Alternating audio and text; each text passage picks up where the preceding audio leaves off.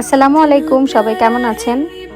কোনো রকম কষ্ট ছাড়া ঝামেলা ছাড়া কিভাবে রুটি বানানো যায় আজকে আমি সেটাই শেয়ার করব। এভাবে রুটি বানিয়ে খাওয়াটা আমার মা শিখিয়েছেন। আমার মার বানানো স্টাইল থেকে একটু ডিফারেন্টভাবে বানাবো। জাস্ট আমি এখানে নারকেল অ্যাড করব। মালয়েশিয়াতে নারকেল দিয়ে একটা প্যানকেক বানানো হয়, জাস্ট এটার মতোই। আমি জাস্ট এটা পাতলা করে বানিয়েছি আর ওরা একটু ভারী করে বানায়। আপনি চাইলে তেল ছাড়াও এটাকে রেডি করতে পারেন, বাট আমি এখানে একটু বাটার ইউজ করেছি ফ্লেভারটা ভালো আসার জন্য।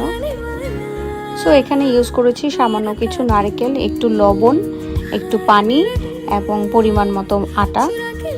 সম্পূর্ণটা আমি মেখে নিয়েছি এবং একটু বাটার দিয়ে আমি জাস্ট এইভাবে নেড়ে এটাকে বড় করে নিয়েছি রুটির মতো। 2-3 মিনিটের জন্য আমি এটাকে ঢেকে দিয়েছি যেন এটা পুড়ে না যায়।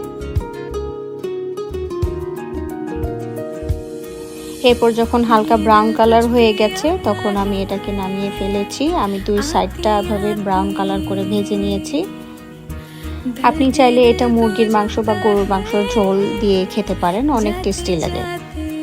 বাসায় আমি এটাকে নারকেলের রুটি বলি, আর বাইরে গেলে বলি কোকোনাট প্যানকেক।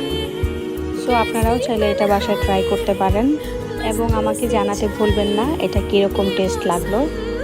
সবাই ভালো থাকেন। আসসালামু আলাইকুম।